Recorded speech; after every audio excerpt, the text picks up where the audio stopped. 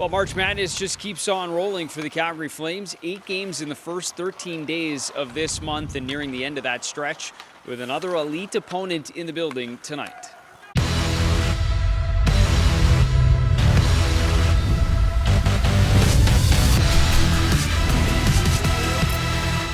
Hi, everyone, and welcome back inside the Scotiabank Saddledome. This is Game Day, brought to you by your Alberta Ram dealers. And for the first time in almost 2 months, the Calgary Flames will look to bounce back tonight after a regulation loss on home ice. Their 13-game home point streak was snapped on Tuesday against the Washington Capitals, a 1-goal hockey game that ends in the loss for the Flames. But they'll get right back at it tonight in another good test in the 2-time defending Stanley Cup champion Tampa Bay Lightning, a team that is riding a 6-game road trip. That is the longest on their stretch. It's right now 1-1 on the season. And in terms of their season matchup, this is, of course, the second and final meeting between these two teams. The first one went the way of Tampa Bay in early January, so the Flames will look for a measure of revenge tonight. And as mentioned, 13-game point streak is snapped, so the Flames will get another opportunity to build another one here on home ice. And it's been a stretch where they've had just 5 regulation losses all season long on home ice. They lead the National Hockey League in home ice goals since January the 1st,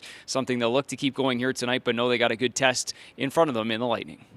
Well, they don't really have any weaknesses. You look up and down their lineup, they're strong in every position, and they have depth, and they, I think part of that fatigue we just talked about, another way to beat fatigue is having different guys contribute on different nights and having different lines be able to step up and carry the load, and they have that. They've got obviously their top 6 is as good as anybody's, and on nights where they're not there, Vasi can step up and steal a game, and we have a pretty similar structure here. We've got good depth, we got really, really good goaltending.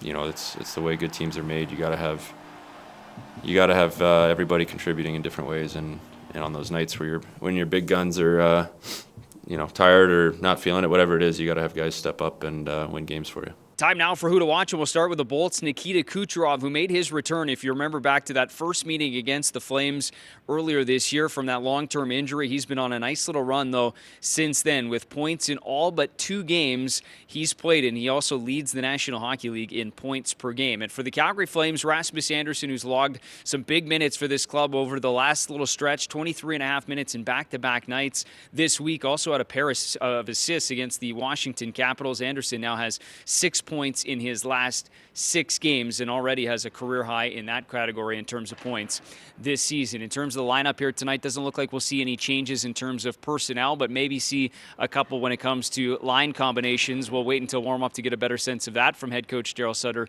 and his coaching staff, but it does look like Jacob Markstrom will get the start once again. He started and won in Monday's game. Dan Vladar, of course, got the nod on Tuesday night, but the Flames right back at it again against the Tampa Bay Lightning tonight at the Scotiabank Saddledome. Look forward to seeing you back here at the Dome.